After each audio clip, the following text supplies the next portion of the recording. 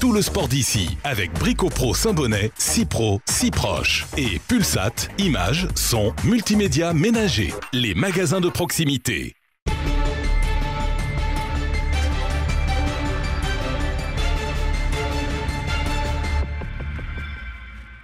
Bonjour à tous et bienvenue dans ce nouveau JT des sports d'ici. On commence sans plus attendre avec la victoire des Rapaces contre les Dragons de Rouen sur leur patinoire ce samedi soir en Ligue Magnus, une victoire 3-2. On écoute tout de suite l'analyse de Dominique Peloux, notre consultant hockey. Aller gagner à Rouen, même les supporters les plus optimistes ne l'ont même pas imaginé. Mais c'est vrai que Rouen est une équipe qui réussit plutôt bien aux Rapaces, puisque les 3 dernières saisons, Gap a toujours battu Rouen dans la saison régulière, puisque à Marseille, Gap avait gagné.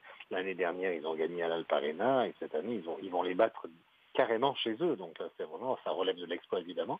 Mais encore une fois, Rouen est une équipe qui réussit bien aux Rapaces. Les clés de la victoire, c'est que je pense que Rouen est un petit peu dans le... Bon, ils ont gagné tous leurs matchs jusqu'à maintenant. Ils ont perdu le week-end dernier contre Caen. Je pense qu'ils doivent être dans une petite passe de peut-être pas de relâchement, mais de peut-être un petit coup de moins bien physiquement et psychologiquement, parce que bon, ils ont tout gagné jusqu'à maintenant. Et bon, Gap en a profité, mais on ne gagne pas Rouen chez eux sans faire un très bon match et sans avoir des vraies convictions, parce que Gap, depuis quelques matchs, prouve qu'ils sont capables de bien jouer au hockey, qu'ils sont capables de gagner des jolis matchs contre des belles équipes. Donc, je ne suis pas surpris. On continue avec le rallye Monte-Carlo et la victoire de notre champsaurin national Sébastien Ogier. Écoutez-le, c'était ce samedi. Il avait un peu de mal après le col de Turini. Un mot sur ce rallye. 2 dixièmes à l'arrivée, mais vous l'avez gagné quand même ce Monte-Carlo. C'est un trophée qui manquait à votre collection. Ça a été un week-end très difficile, on est heureux de le terminer. Il y avait tellement de brouillard au début de la spéciale là. C'était un peu plus facile après, mais je n'étais pas dans un état d'esprit forcément très conquérant pour aller chercher cette power stage, mais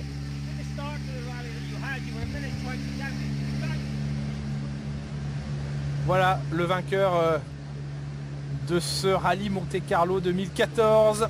Et les Hauts-Alpins qui ne sont pas en reste, puisque sur une dizaine d'équipages engagés au départ, ils sont 5 à l'arrivée. On note Jean-Noël Mondé, l'excellente performance à la 16e place, Renaud Dols qui finit 24e, Yannick Galeano qui termine 29e, les Sœurs Josso sont 33e et Nicolas Rancher juste derrière, 34e.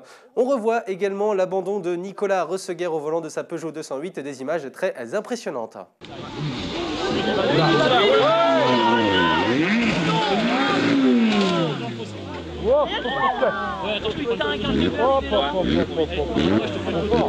L'autre sortie impressionnante, c'est celle de Robert Kubica, l'ancien pilote de Formule 1 qui est sorti au volant de sa WRC. Regardez les images.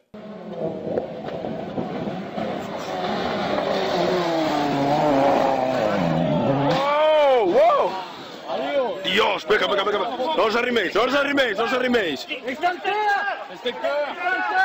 Allez, on fait le point sur le retour du Monte-Carlo dans les Alpes du Sud. C'est un reportage complet d'ici TV. Le Monte-Carlo est lancé, ça y est, ce mercredi c'était la première petite étape de ce rallye de légende avec le shakedown, ce tracé qui ne compte pas dans le classement depuis cette saison, mais qui permet aux pilotes de reprendre contact avec la voiture. Sur le bord du tracé, beaucoup de spectateurs venus d'un peu partout, allemands, espagnols, italiens, mais aussi bien sûr des Hauts-Alpins, peu de véritables connaisseurs, beaucoup de curieux en revanche. Il a fallu se lever tôt pour venir assister au shakedown ce mercredi matin. Debout 4 h du matin, la route, pour avoir un petit peu des places sympas. Et voilà, passionné, oui. Étant donné que ça se passe dans les Hautes-Alpes, on est chauvin. Vous êtes levé à quelle heure ce matin ? Ce matin, levé 5h30 pour être sur les coups de 7 h dans le coin, pour essayer de trouver la meilleure place, comme j'imagine beaucoup de monde. Les passages s'enchaînent toute la matinée avec les pilotes WRC qui ont régalé les spectateurs, vient les pilotes amateurs. Ensuite, un spectacle tout aussi attrayant mais légèrement moins aux yeux des locaux qui commencent à se restaurer. Aujourd'hui, c'est un jour de détente, les congés ont bien été posés. Vous êtes venu dans le cadre du travail avec vos collègues ? Non, il a fallu poser des jours de congé pour pouvoir venir. Ouais. On va poser la journée de congé au moins pour aujourd'hui. Ça va, votre employeur, il comprend? Ouais, c'est moi.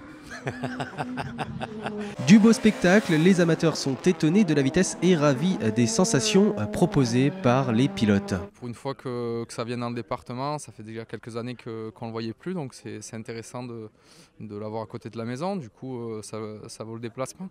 À suivre les spéciales plus au sud des Hautes-Alpes, là encore il faudra peut-être s'équiper de manteaux et de parapluies en fonction de la météo encore incertaine. C'est le rallye qui me fait rêver depuis mon enfance, c'est grâce au Monte Carlo que je connais le rallye. Et le fait de partir à Gap cette année dans ma ville natale, c'est vraiment quelque chose de fort pour moi. Je pense que ça va être émouvant, je vais avoir beaucoup de soutien.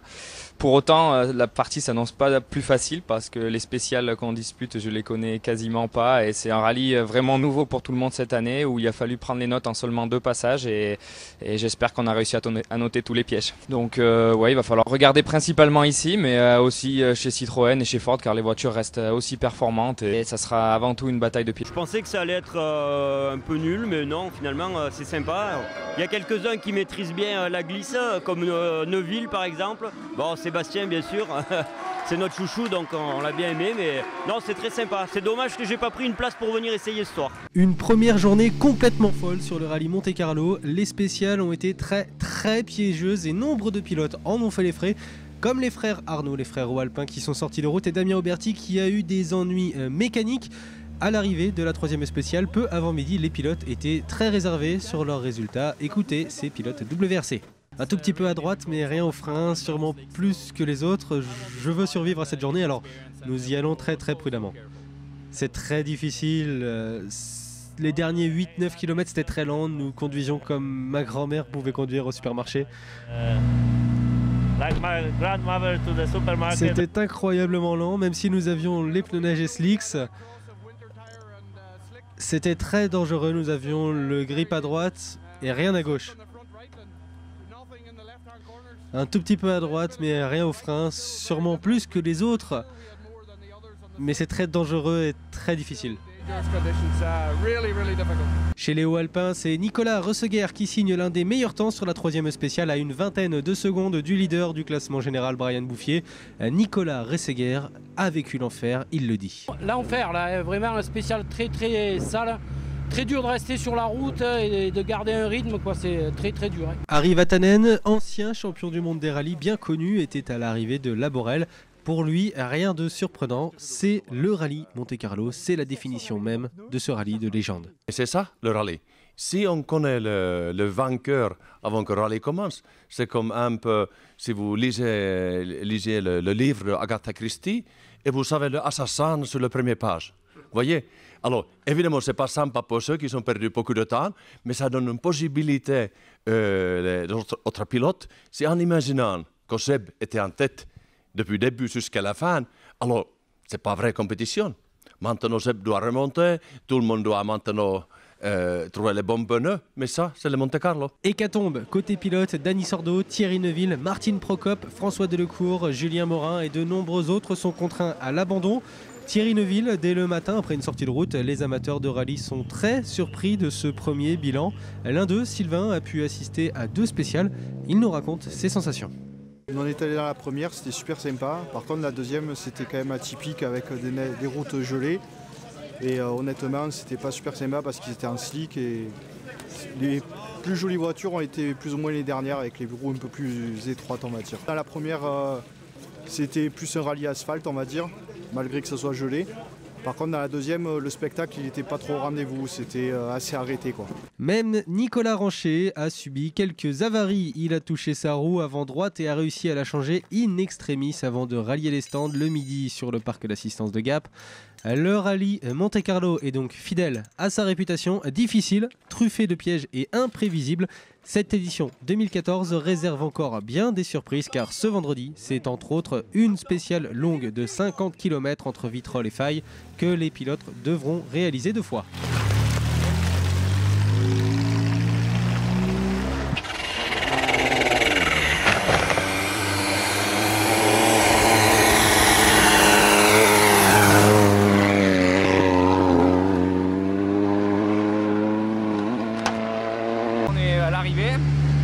C'était une journée très difficile et c'est le principal.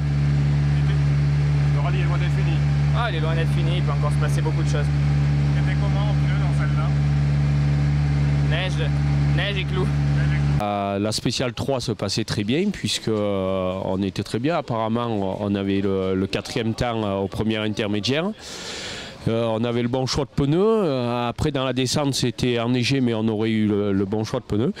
Et je me suis trompé sur une note. Donc voilà, et j'ai annoncé une gauche quasi à fond, alors qu'on est arrivé sur une épingle à gauche qui refermait. Donc Christophe a tiré le frein à main, la voiture est partie en reculant et on est tombé en contrebas.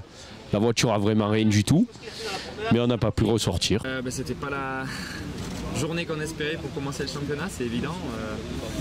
C'est vrai que c'était un peu le cauchemar que je faisais depuis quelques temps. Je dis pourvu qu'il neige pas le jeudi parce que ça va être pénalisant pour moi d'être premier sur la route et c'est hélas ce qui est arrivé.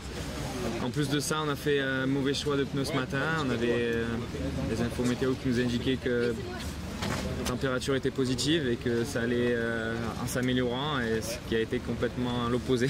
Donc on est parti en slick, on a dû faire la première boucle comme ça, on a limité la casse, ça aurait pu s'arrêter très vite parce qu'on a été chanceux. Dès le premier virage, on s'est fait piéger par une plaque de neige et on a tapé un muret et ça aurait pu s'arrêter là. Donc on s'estime heureux d'être là ce soir et la route est encore longue pour Monaco, il peut encore se passer plein de choses. Mais pour l'instant, il a le temps de référence et on revit la seule véritable frayeur pour Ogier.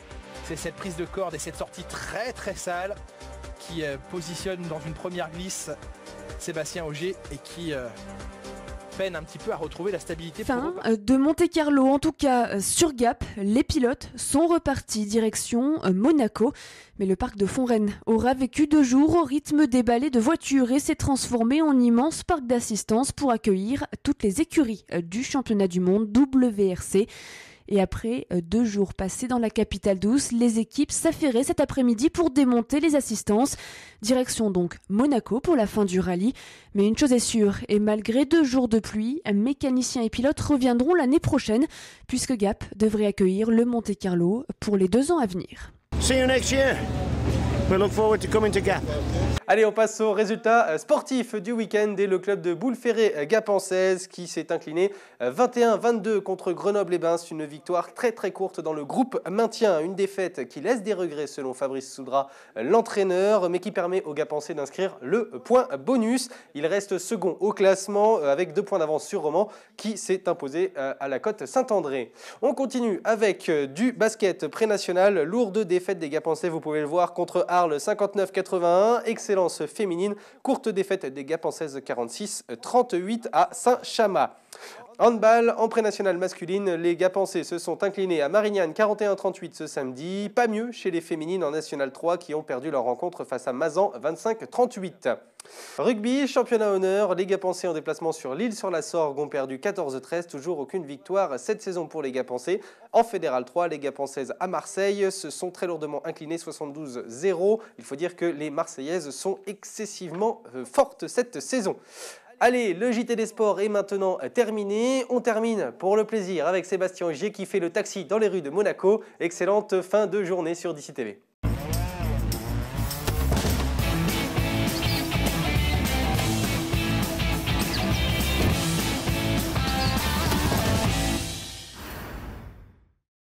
We all know that the Polo R WRC is a beautiful car.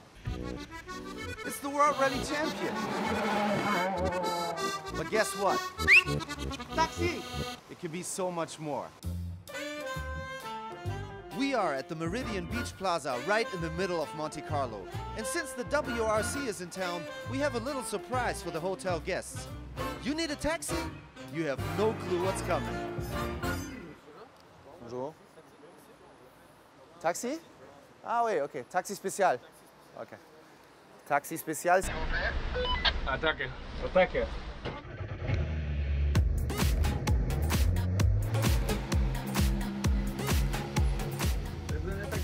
S'il vous plaît.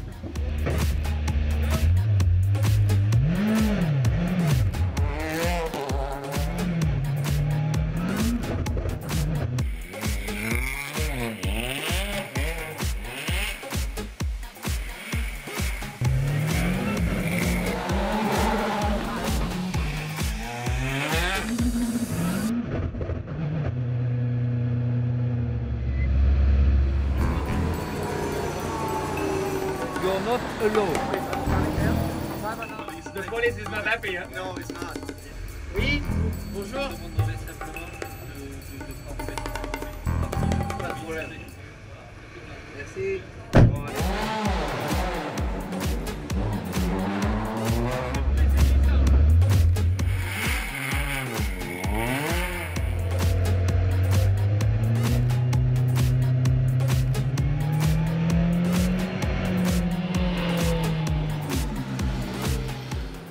Did you have fun? Very much. Thank you very much. No, thank you. Super. Bravo. Félicitations pour la...